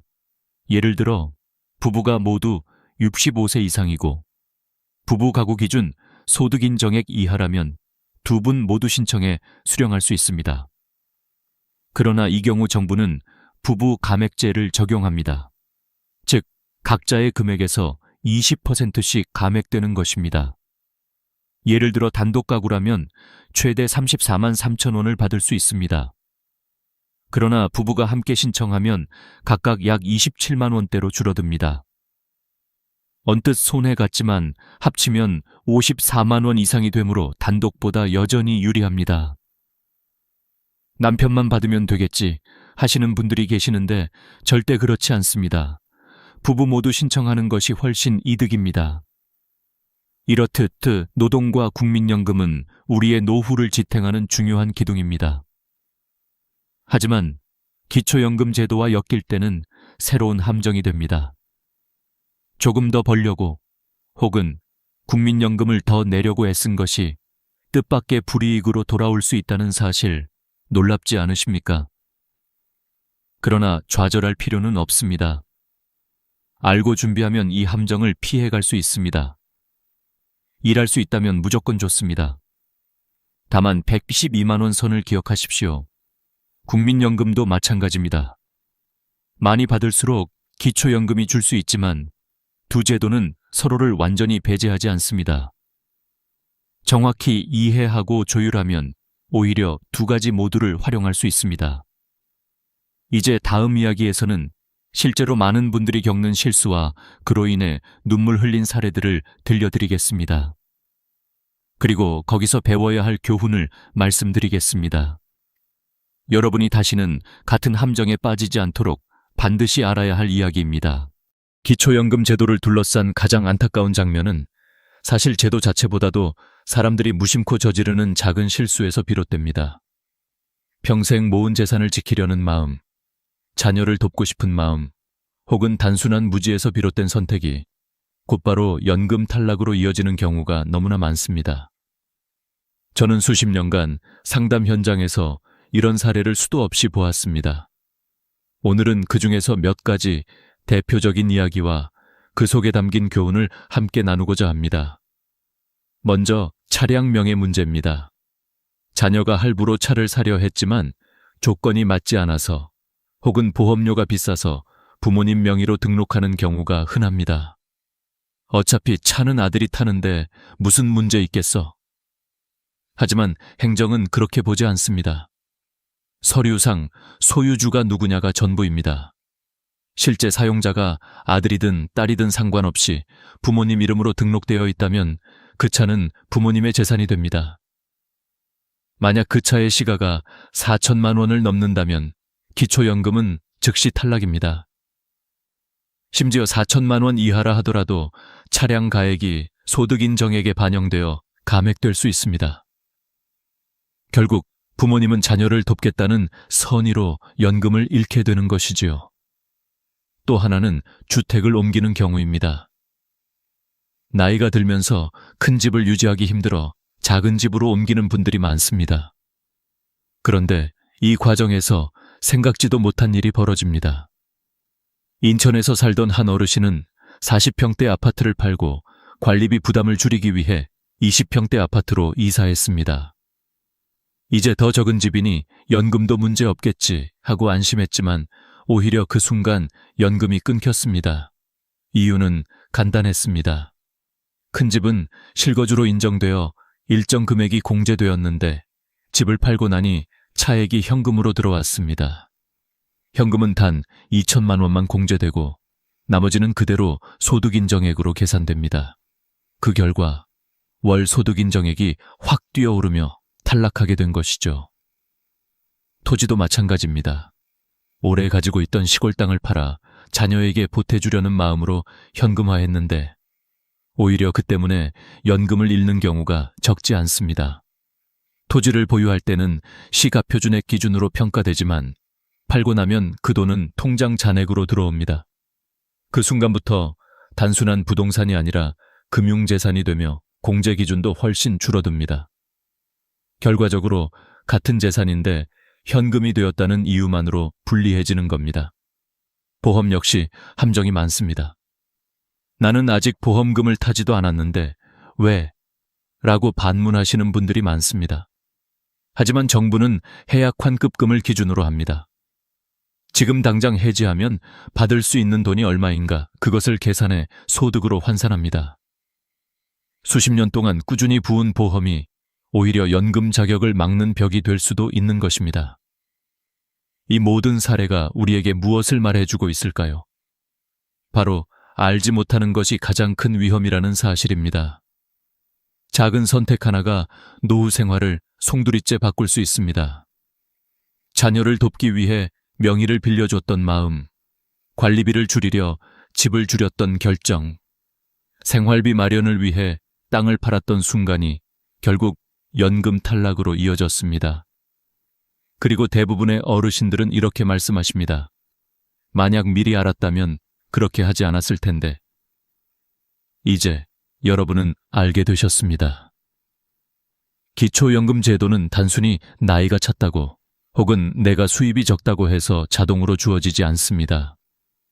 오히려 작은 계산과 선택이 결정적인 차이를 만듭니다. 그렇기에 지금부터는 반드시 행동하기 전에 따져봐야 합니다. 집을 팔기 전에, 땅을 정리하기 전에, 자녀에게 명의를 빌려주기 전에 반드시 연금 기준을 확인해야 합니다. 이 부분에서 우리가 배워야 할 교훈은 단순합니다. 선의가 때로는 나의 권리를 앗아갈 수 있다. 노후의 안전망을 지키기 위해서는 냉정하게 따져보고 전문가에게 상담하고 제도를 깊이 이해하는 과정이 필요합니다. 이제 마지막으로 우리는 어떻게 현명하게 준비해야 하는지 구체적인 행동 지침과 함께 마음에 새겨야 할 메시지를 나누어 보겠습니다. 이것이 오늘 이야기를 통해 여러분께 드리고 싶은 진짜 결론입니다. 박 여사님의 사례와 수많은 어르신들의 눈물은 우리에게 분명한 메시지를 던지고 있습니다. 기초연금은 단순한 혜택이 아니라 노후의 생존과 직결되는 안전망이라는 사실입니다. 그런데 이 안전망은 우리가 모르는 사이에 쉽게 끊어질 수 있습니다. 그 끊어짐을 막기 위해 필요한 것은 거창한 것이 아닙니다. 바로 정확히 아는 것, 그리고 미리 대비하는 것입니다. 먼저, 가장 중요한 건 시기입니다. 기초연금은 만 65세가 되는 해, 생일이 속한 달의 전달부터 신청할 수 있습니다. 7월이 생일이라면 6월부터 신청이 가능한 것이지요. 그런데 많은 분들이 생일이 지나서 신청하다가 그 사이 놓친 연금을 소급해받지 못하는 안타까운 경우가 많습니다. 그러니 반드시 생일 전달에 미리 신청해야 합니다. 두 번째는 신청 방법입니다. 가까운 주민센터나 국민연금공단 지사에 방문하는 것이 가장 확실합니다. 신분증만 있으면 담당자가 친절히 안내해주니 겁낼 필요가 없습니다. 온라인 신청도 가능합니다. 복지로 사이트에서 공동인증서만 있으면 자녀의 도움을 받아 집에서도 신청할 수 있습니다. 중요한 건 미루지 않고 바로 행동하는 것입니다. 세 번째는 관리입니다. 기초연금은 한 번 신청했다고 끝나는 게 아닙니다. 정부는 행복예금 시스템을 통해 정기적으로 재산 변동을 확인합니다. 통장 잔액, 자동차, 부동산, 보험금까지 모두 조사됩니다. 만약 땅을 팔아서 현금이 들어오거나 큰 돈이 입금되면 반드시 30일 이내에 신고해야 합니다. 그렇지 않으면 나중에 환수 조치가 내려지고 심하면 부정수급으로 처벌까지 받을 수 있습니다. 나는 몰라서 못했다는 변명은 통하지 않습니다. 네 번째는 명예관리입니다. 차든 집이든 실제로 사용하지 않는 재산을 본인 명의로 두지 마십시오. 자녀가 필요해 부탁한다고 해도 그것이 곧 나의 재산이 되어 연금 탈락으로 이어질 수 있습니다. 명의는 가볍게 빌려줄 수 있는 것이 아닙니다. 노후를 지키는 권리와 직결된 문제이기 때문입니다. 다섯 번째는 선택의 순간입니다. 집을 팔지, 유지할지, 땅을 정리할지, 놔둘지, 보험을 해지할지, 계속 유지할지. 이런 결정들은 단순한 재산 관리가 아니라 내 연금 수급 여부를 가르는 중요한 분기점이 됩니다. 그러니 반드시 계산해보고 전문가에게 상담한 뒤 움직이셔야 합니다. 마지막으로 제가 드리고 싶은 메시지는 이것입니다. 작은 차이가 인생을 바꾼다. 단돈 1,300원이 평생의 안전망을 끊어버린 박 여사님의 사례처럼 사소해 보이는 선택 하나가 노후의 삶을 완전히 흔들 수 있습니다. 그러나 반대로 작은 지식과 신중한 행동 하나가 평생을 든든히 지탱해 줄 수도 있습니다. 여러분, 기초연금은 누군가에게는 매달 몇만 원일지 모르지만 다른 누군가에게는 매일 밥을 짓고 약을 살 수 있는 생명줄입니다. 그 권리를 잃지 않기 위해서 우리는 반드시 배워야 합니다.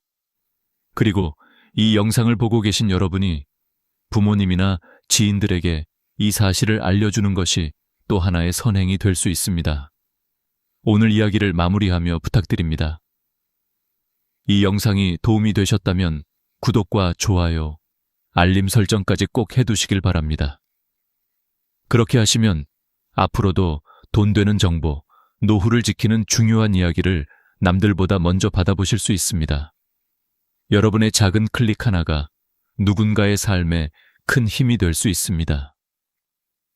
기초연금은 혼자 알면 아무 소용이 없습니다. 부모님께, 이웃에게, 친구에게 나누어 주십시오.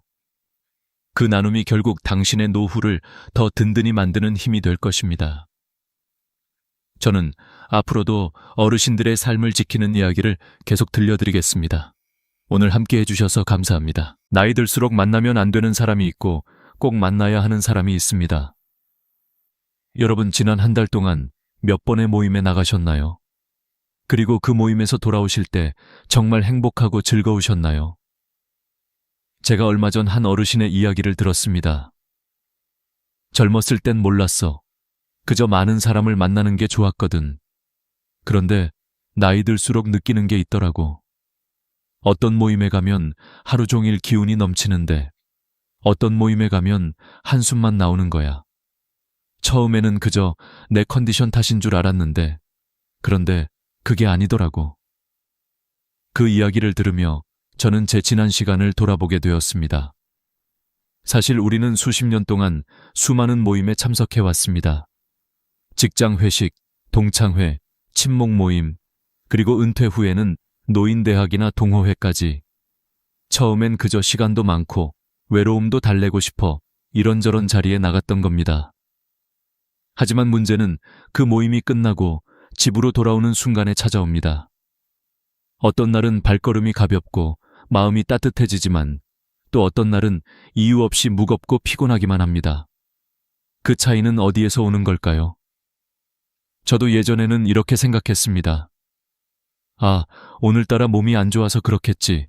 내가 피곤해서 그렇겠지. 그런데 시간이 흐를수록 깨닫게 되었습니다. 단순히 내 컨디션 문제가 아니라는 것을요.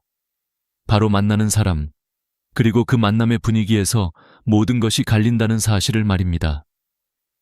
은퇴한 뒤 시간이 많아지면서 오히려 더 많은 모임에 얼굴을 내밀게 됩니다. 이제는 즐겁게 살아야지, 친구들과 자주 어울려야지 라는 생각으로 나갔던 자리들. 그런데 왜일까요? 분명 친구들과 좋은 시간을 보냈는데 집에 오면 괜히 마음이 허하고 오히려 피곤이 몰려옵니다. 나만 이런 건가? 다른 사람들은 다 괜찮은데 왜 나만 이런 기분일까? 그렇게 혼자 속으로 자책하기도 했습니다. 하지만 여러분, 절대 그렇지 않습니다. 나이가 들수록 만남의 질이 우리의 삶의 질을 결정합니다. 젊었을 때는 사람을 많이 만나는 것이 중요한 시기였습니다. 인맥을 쌓아야 하고 세상과 부딪히며 배워야 하니까요. 하지만 이제는 다릅니다. 무작정 많은 사람을 만나는 것이 아니라 누구를 만나느냐가 더 중요한 시기입니다. 나와 대화를 나누며 마음을 북돋아주는 사람, 내 이야기를 귀 기울여 들어주는 사람, 함께 있을 때 시간이 빠르게 흘러가는 사람. 이런 만남이야말로 남은 인생을 더 따뜻하고 행복하게 만들어줍니다. 얼마 전 저는 제 자신에게 질문을 던져보았습니다. 나는 지금 누구와 시간을 보내고 있는가? 그 시간이 나를 성장시키고 위로하는가? 아니면 지치게 하고 무겁게 만드는가? 이 질문 하나로 많은 것이 바뀌기 시작했습니다. 매주 참석하던 어떤 모임에서는 늘 비교와 뒷담화가 이어졌습니다. 그 자리에 다녀오면 하루 종일 마음이 무겁고 괜히 내 인생이 초라하게 느껴졌습니다. 그래서 결국 그 모임을 정리했습니다. 대신 소수의 사람들과 산책을 하거나 단순히 차 한 잔을 나누며 이야기를 나누었습니다. 그랬더니 이상하게도 몸도 마음도 훨씬 가벼워졌습니다. 서울대학교 노년심리연구소의 한 조사 결과가 있습니다. 60대 이상 응답자의 68%가 모임에 다녀온 후 마음의 피로를 경험한 적이 있다고 답했습니다. 그중 절반 이상은 그 피로가 단순한 기분 문제가 아니라 일상 전체에 영향을 주었다고 했습니다. 실제로 심리학에서는 이런 상태를 감정적 소진이라고 부르며 노년기의 우울증과 불면증을 악화시키는 주요 요인 중 하나로 꼽습니다. 단순히 모임 하나가 아니라 우리의 건강과 직결되는 문제라는 뜻입니다. 저는 이 연구 결과를 보며 다시금 확신했습니다. 이제는 숫자가 아니라 질입니다. 많이 만나는 것이 아니라 좋은 사람을 만나는 것, 의무감으로 참석하는 자리가 아니라 진심으로 가고 싶은 자리, 이것이야말로 나이 들어서 지혜롭게 살아가는 방법입니다. 한번 상상해 보십시오. 남은 인생의 소중한 시간을 단순히 의무감으로 가득한 모임에 쏟는다고 생각해 보세요. 집에 돌아올 때마다 허탈하고 무거운 마음만 안고 살아가야 한다면 그것은 결국 내 삶의 질 전체를 떨어뜨립니다. 반대로 소수의 진정한 친구와 진솔한 대화를 나누며 웃고 돌아올 수 있다면 하루하루가 선물처럼 느껴질 것입니다. 나이 들수록 우리는 스스로에게 이렇게 물어야 합니다. 이 만남이 내 인생을 따뜻하게 하는가? 아니면 내 마음을 무겁게 하는가? 그 답은 분명합니다. 우리 삶은 이제 숫자가 아니라 질로 평가받는 시기에 들어섰습니다. 그리고 그 선택은 오롯이 우리 손에 달려 있습니다. 나이가 들수록 인간관계에서 가장 조심해야 할 감정은 바로 질투입니다. 젊을 때는 그냥 농담처럼 웃고 넘어가던 말도 나이가 들어서는 마음 깊숙이 상처로 남을 때가 많습니다. 특히 가까운 친구나 오랜 지인 사이에서 느끼는 질투는 예상치 못한 순간에 찾아오고 우리가 소중하게 여겼던 관계마저 흔들리게 만듭니다. 제가 아는 한 사업가 어르신은 30년 동안 한 번도 빠지지 않고 고등학교 동창 모임에 나가셨습니다. 하지만 어느 날 더 이상 그 자리에 나가지 않기로 결심했다고 합니다. 처음에는 단순히 일이 바빠서 몇 번 빠졌는데 시간이 지나며 아예 참석하지 않게 되었다는 것이지요. 이유를 물어보니 이렇게 말씀하셨습니다. 내가 사업이 잘 되니까 친구들이 나를 더 반갑게 맞아주는 줄 알았어. 그런데 언젠가부터 미묘하게 분위기가 달라졌지. 회비를 더 내라, 밥값을 대신 내라, 심지어는 내 실패를 은근히 바라는 듯한 말까지 들리더라고. 이 이야기를 들으며 저는 충격을 받았습니다. 왜냐하면 그것이 결코 특별한 사례가 아니기 때문입니다. 서울대학교 노년심리연구소의 조사에 따르면 60대 이상 응답자의 67%가 친구나 지인에게서 시기와 질투를 경험한 적이 있다고 답했습니다. 나이가 들면 더 여유롭고 너그러워질 것 같지만 오히려 비교심과 박탈감은 더 커진다는 겁니다. 인생의 큰 성취들이 이미 마무리된 시기라서 남과 자신을 더 직접적으로 비교하게 되기 때문입니다. 저도 비슷한 경험이 있습니다. 얼마 전 손주 이야기를 하다가 난처한 상황을 겪었습니다. 저는 단순히 기쁜 마음에 손주가 상을 받은 이야기를 꺼냈을 뿐인데 그 자리에 있던 한 친구가 얼굴빛이 굳어졌습니다. 나중에 알고 보니 그분은 아직 자녀 결혼조차 성사되지 않아 속을 태우고 있었다고 합니다. 그 후로 다른 사람들에게 제가 허세를 부린다고 험담을 했다는 말을 들었습니다. 그 사실을 알게 되었을 때 제 마음은 깊은 상처를 입었습니다. 심리학에서는 이런 현상을 노년기 상대적 박탈감 증후군이라고 부릅니다. 즉, 나이가 들수록 타인과 자신을 비교하는 습관이 더 강해지고 그 과정에서 느끼는 부정적인 감정이 인간관계를 해치게 되는 것입니다. 더 안타까운 것은 이런 감정이 한번 생기면 좀처럼 쉽게 사라지지 않는다는 점입니다. 작은 말 한마디가 관계를 무너뜨리고 오랜 인연도 단숨에 멀어지게 만듭니다. 그렇다면 어떻게 해야 할까요? 전문가들은 이렇게 조언합니다. 첫째, 질투와 시기가 느껴지는 자리는 과감히 줄여야 한다는 것입니다. 혹시 내가 너무 예민한가? 라고 의심하기보다는 그 자리에서 반복적으로 불편함을 느낀다면 분명 이유가 있는 겁니다. 둘째, 꼭 필요한 관계가 아니라면 거리를 두는 것이 현명합니다. 오히려 그것이 서로를 지키는 방법이 될 수도 있습니다. 예를 들어 저는 이제 모임에서 대화 주제를 신중히 고릅니다. 누군가를 자극할 수 있는 비교성 이야기는 가급적 꺼내지 않습니다. 그리고 만약 상대가 저를 헐뜯거나 불편한 태도를 보이면 억지로 웃으며 참지 않습니다. 적당히 거리를 두고 마음이 편해지는 사람과 더 많은 시간을 보내려고 노력합니다. 여러분도 경험해 보셨을 겁니다. 어떤 모임에서는 함께 웃고 즐기며 하루 종일 기운이 넘치지만 또 어떤 모임에서는 누군가의 말 한마디 때문에 하루 종일 마음이 불편해지지요. 그것은 단순한 우연이 아닙니다. 바로 질투와 시기라는 보이지 않는 그림자가 그 자리를 지배하기 때문입니다. 나이가 들수록 우리는 더 많은 위로와 격려가 필요합니다. 하지만 불행히도 어떤 자리는 위로가 아니라 상처를 남기고 격려가 아니라 비교와 불안을 남깁니다. 그러므로 용기를 내야 합니다. 이제는 나를 아프게 하는 모임에는 가지 않겠다. 이 단순한 결심 하나가 우리의 삶을 훨씬 가볍고 자유롭게 만들어줍니다. 질투의 그림자를 벗어나야만 우리는 진정한 친구를 만날 수 있습니다. 진정한 친구는 내 성공을 함께 기뻐하고 내 실패에도 따뜻하게 곁을 지켜줍니다. 그런 친구가 단 한 명만 있어도 우리의 노후는 결코 외롭지 않습니다. 인생의 무게를 덜어주는 사람, 그 사람이야말로 나이 들어 꼭 만나야 할 사람입니다. 술이 중심이 되는 모임은 젊을 때는 즐겁게 느껴질 수 있습니다. 한두 잔 나누며 옛 이야기를 하고 마음을 터놓고 웃고 떠드는 자리는 그 자체로 추억처럼 남습니다. 그러나 나이가 들면 이야기가 달라집니다. 술은 더 이상 단순한 기쁨의 도구가 아니라 건강과 관계를 해치는 위험 요소로 변하기 때문입니다. 얼마 전 만난 65세 김영우 어르신의 이야기가 떠오릅니다. 그는 30년 넘게 직장 동기 모임을 이어왔습니다.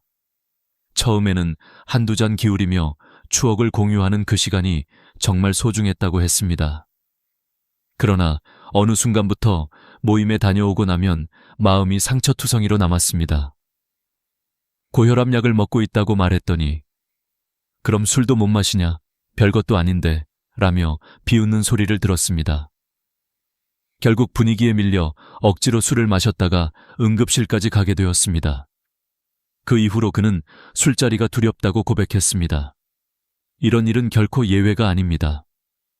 국민건강보험공단의 자료에 따르면 65세 이상 노인 가운데 음주로 인한 응급실 내원 사례의 절반 이상이 친목 모임 이후 발생했다고 합니다. 특히 약을 복용 중인 노인의 경우 알코올과의 상호작용으로 생명이 위험해질 수 있습니다. 술을 마신 후 혈압이 급격히 올라가거나 심장 박동이 불규칙해지는 경우가 적지 않습니다. 단순히 오늘 하루 재미있게 놀았다로 끝나지 않고 건강 전체를 무너뜨릴 수 있는 위험이 도사리고 있는 겁니다.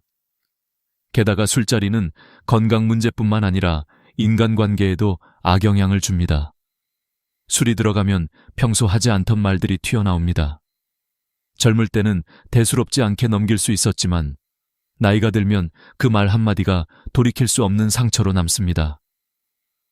내가 그때 승진을 못한 건 내 탓이 아니다. 네가 늘 우리 발목을 잡았잖아.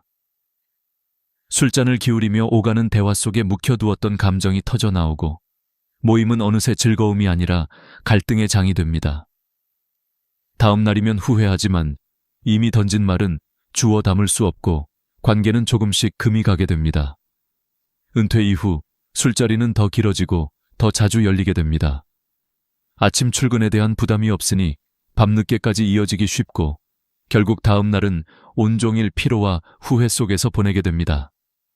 그러면서도 오랜 인연인데 끊을 수 있나 라는 생각에 또다시 같은 자리에 나가고 맙니다.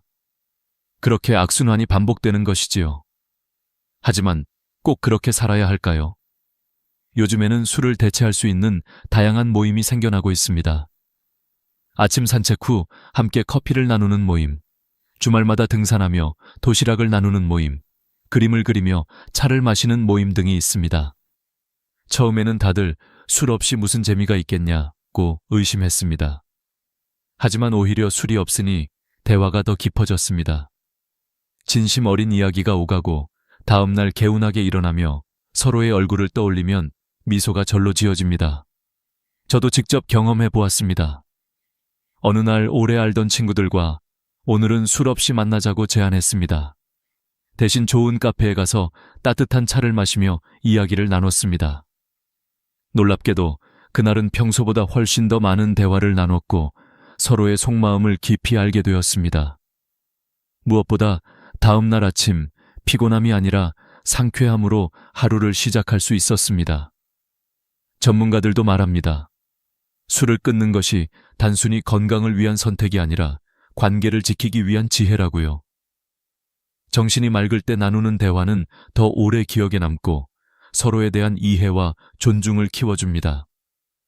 반대로 술에 의존한 관계는 결국 후회와 상처만을 남기게 됩니다.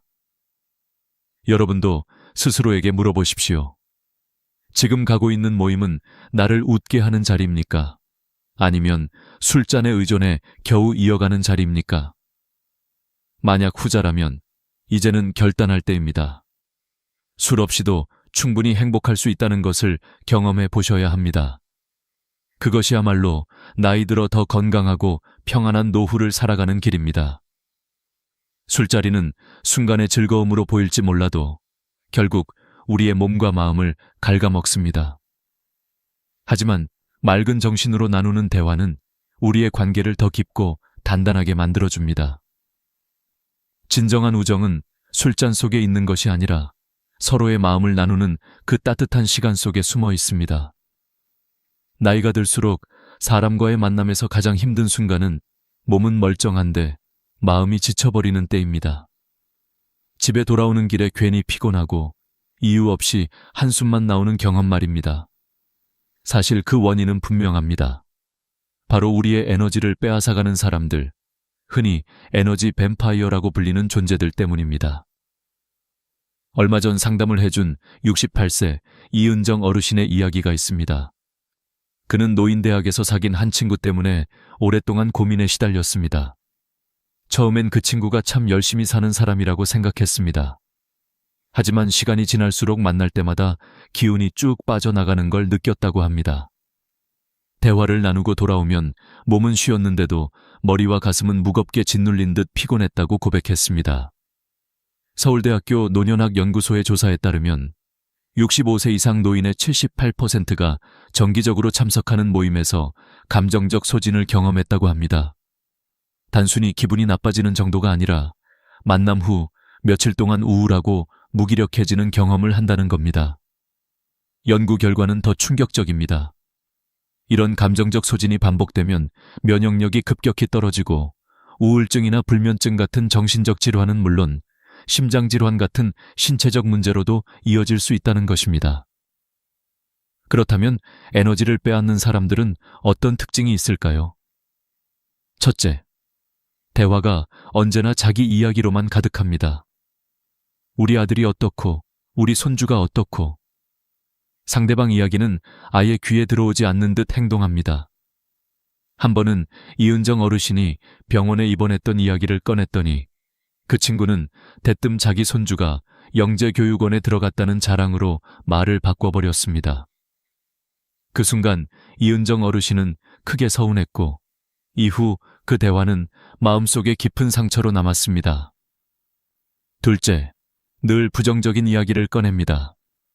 남의 불행을 은근히 즐기는 듯한 말투로 누구는 암에 걸렸대, 누구는 치매라더라 하는 이야기만 늘어놓습니다. 건강보험공단의 연구에 따르면 부정적인 대화에 지속적으로 노출되면 우울증 발병 위험이 3배 이상 높아지고 면역력이 약해진다는 결과가 나왔습니다. 결국 부정적인 사람과 자주 어울릴수록 내 몸과 마음이 병드는 셈입니다. 셋째, 상대방의 감정을 전혀 고려하지 않습니다.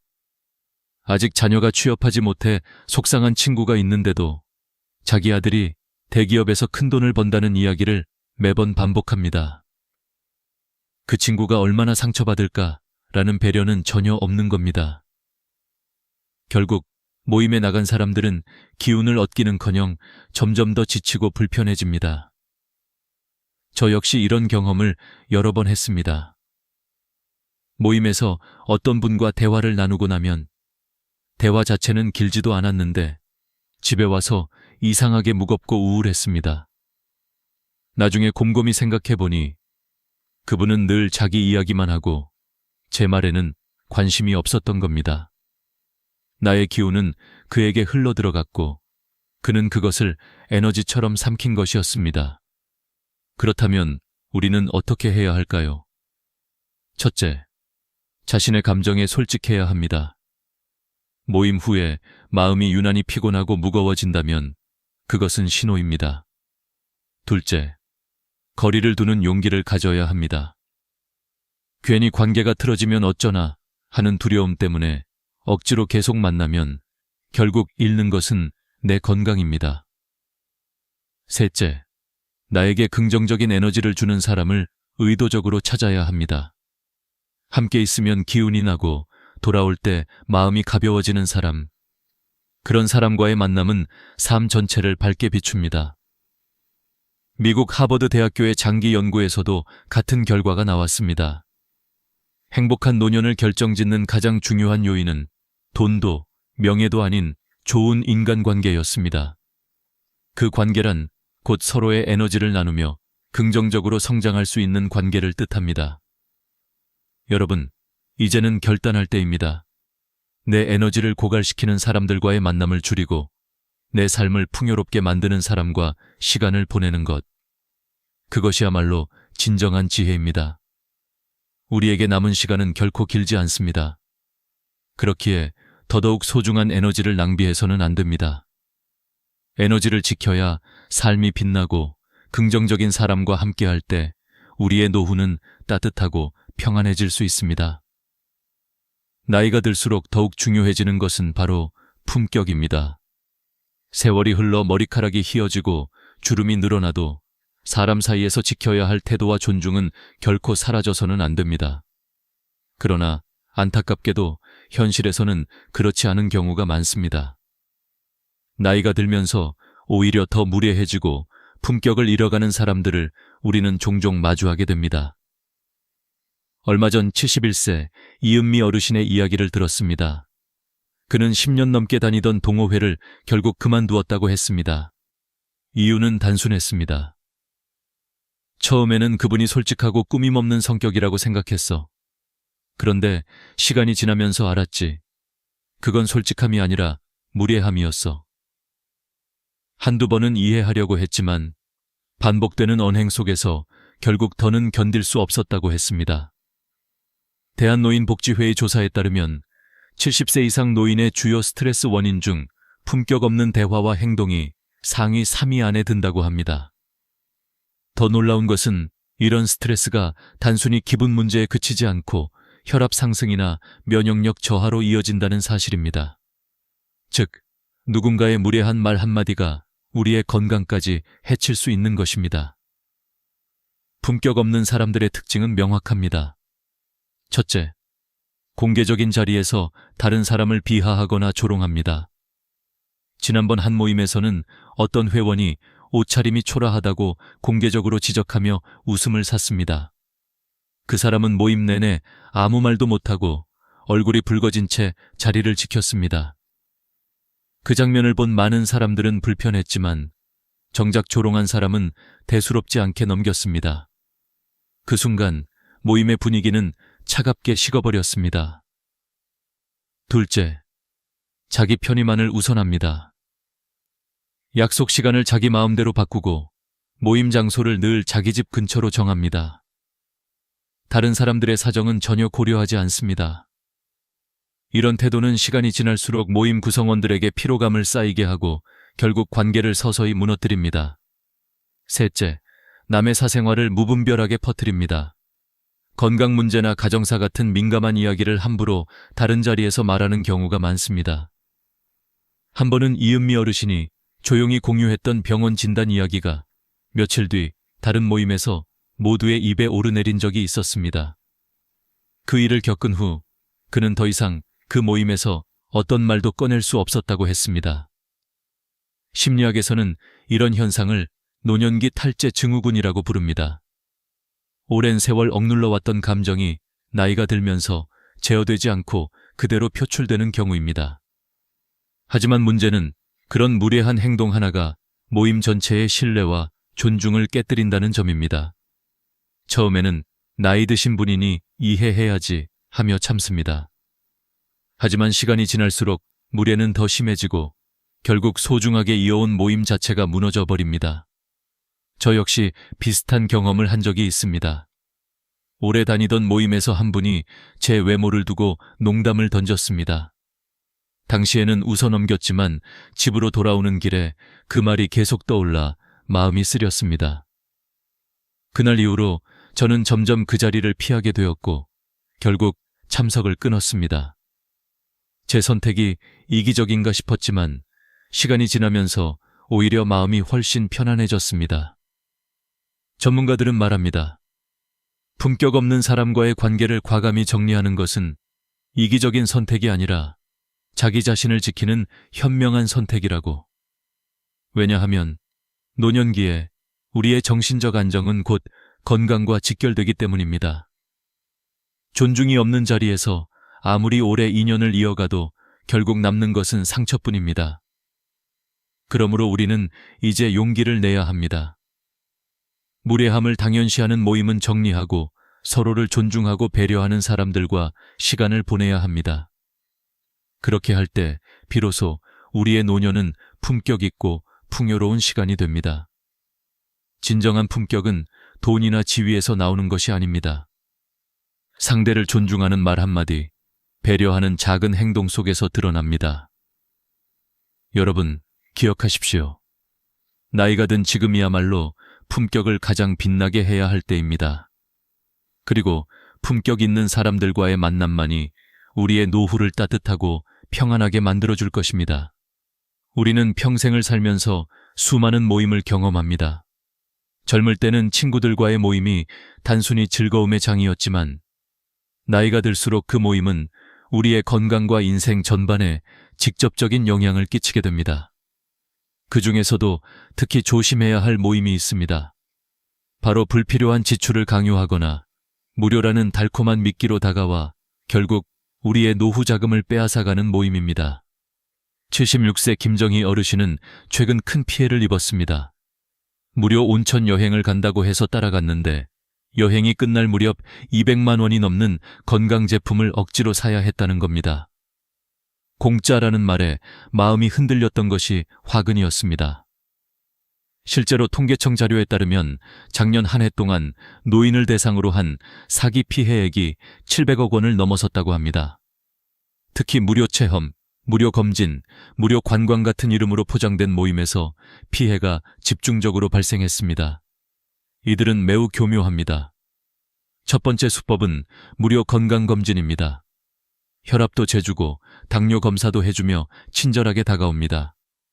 하지만 검사가 끝나자마자 값비싼 의료기기를 권유하며 오늘만 할인된다고 강요합니다. 두 번째는 효도 관광이라는 이름의 미끼입니다. 제주도 여행을 공짜로 보내준다며 버스에 태워놓고 중간에 홍보관으로 데려가 결국 건강식품이나 의료용 매트를 사게 만듭니다. 세 번째는 종교나 봉사를 위장한 모임입니다. 처음에는 따뜻한 봉사활동인 줄 알았는데 어느 순간 헌금과 투자를 강요하는 자리가 되어버립니다. 저 역시 주변에서 이런 피해 사례를 여러 번 들었습니다. 한 분은 그날은 단순히 봉사 모임인 줄 알았다. 그런데 돌아오는 길에 카드값만 수백만 원이 늘어 있었다고 하소연했습니다. 노후에 안정된 생활을 위해 모아둔 돈이 한순간에 사라진 것입니다. 이런 피해는 한 번 당하면 회복하기 어렵습니다. 서명이나 계약을 강제로 하게 되면 환불이 거의 불가능하기 때문입니다. 그렇다면 어떻게 해야 할까요? 전문가들은 4가지 원칙을 강조합니다. 첫째, 무료라는 말이 들어간 모임은 반드시 의심하라.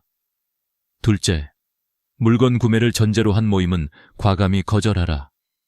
셋째, 결정을 재촉하는 모임은 절대 참석하지 마라.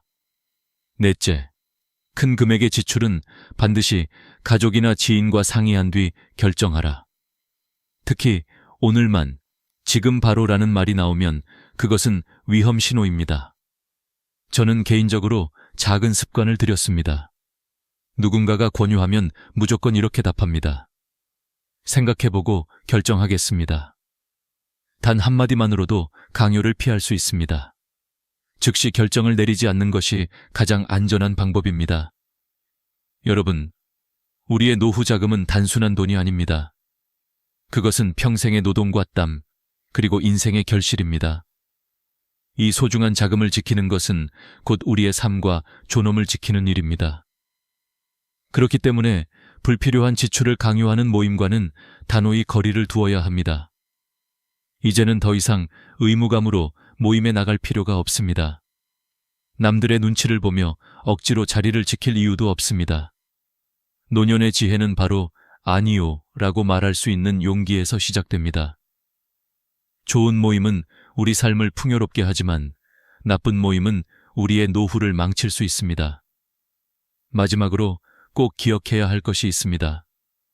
진정한 친구는 많을 필요가 없습니다. 소수의 진정한 친구와 함께하는 작은 모임이 우리의 삶을 더욱 따뜻하게 만들어줍니다. 결국 노후를 지키는 힘은 수많은 인맥이 아니라 진정한 관계에서 비롯됩니다. 여러분, 이제 현명하게 선택하십시오. 남은 인생에서 누구를 만나고 어떤 모임에 시간을 쓸지, 그 선택이 여러분의 건강과 행복, 그리고 평온한 노후를 결정할 것입니다. 구독과 좋아요, 알림 설정까지 꼭 부탁드립니다. 그리고 이 영상을 소중한 분들과 함께 나누어 주신다면 더 많은 분들이 지혜로운 노후를 살아가는데 큰 도움이 될 것입니다.